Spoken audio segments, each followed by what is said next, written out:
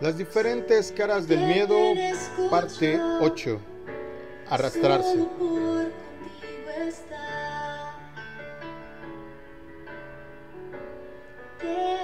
Uno de los miedos que debemos derrotar aparece declarado en el siguiente versículo. Tomó pues la palabra Eliú, hijo de Baraquel el Busita, y dijo: soy pequeño en edad y ustedes son viejos. Por eso tenía miedo, me asustaba declararles mi saber. Esta cita está en el libro de Job, capítulo 32, verso 6.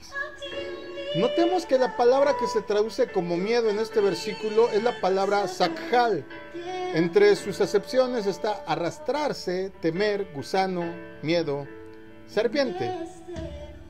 Por ese motivo, de las 3 veces que aparece en la Biblia, es decir, Deuteronomio 32, 24, Job 32, 6 y Miqueas 7, 17, solo en la cita que estamos ocupando, Job 32, 6, es donde aparece traducida como miedo.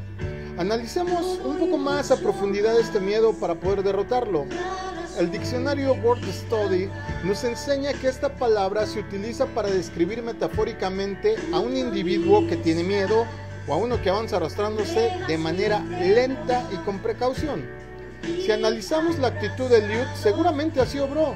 Mientras Job y sus amigos hablaban, buscó acercarse poco a poco a la conversación, con miedo. Por sus palabras da la impresión que estaba esperando el momento para hablar, pero no pudo intervenir hasta que todos terminaran su discurso, es decir, que tuvo que esperar.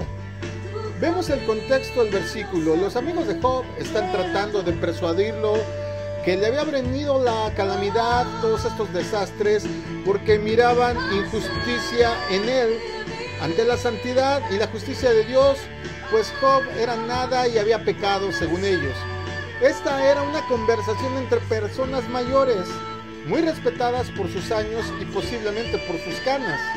Eliú, en cambio, era un hombre joven que, según la costumbre de esa sociedad, no podía interrumpir la conversación porque debía esperar hasta el final si es que quería hablar.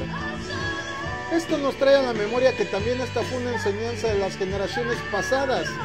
Ningún menor podía interrumpir una conversación de adultos, y aunque esto se hacía con la finalidad de respeto, esta costumbre terminó convirtiéndose en un tropiezo para muchas personas. ¿Por qué decimos esto? Veamos en la Biblia a otro joven que hace una declaración similar, y ese joven es Jeremías.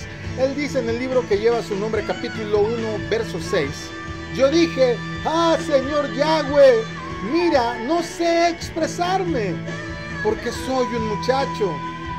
Notemos, amados, un patrón.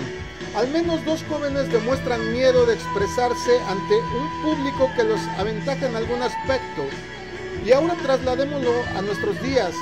¿Cuántas personas tienen miedo de externar sus ideas y hablar abierta, clara, pero también respetuosamente? Quizá porque son jóvenes en el Evangelio, quizá porque todavía no tienen una edad que los demás consideren madura. ¿Cuántos tienen miedo de hablar con sus papás, con sus autoridades en general, con las autoridades de la congregación? Quizá tú estés viviendo la misma situación que Eliú. Quizá tú eres un joven o inclusive una persona mayor que cada vez que estás en medio de una conversación te reservas tu opinión. No hablas porque te da miedo y lentamente buscas acercarte, metafóricamente hablando, quizá arrastrándose con dolor hacia quienes hablan para que te noten y te den cabida en la conversación. De tal manera que si sientes ese tipo de miedo y así te estás comportando, estás cumpliendo precisamente con lo que significa esta palabra en esta ocasión, que es sakhal.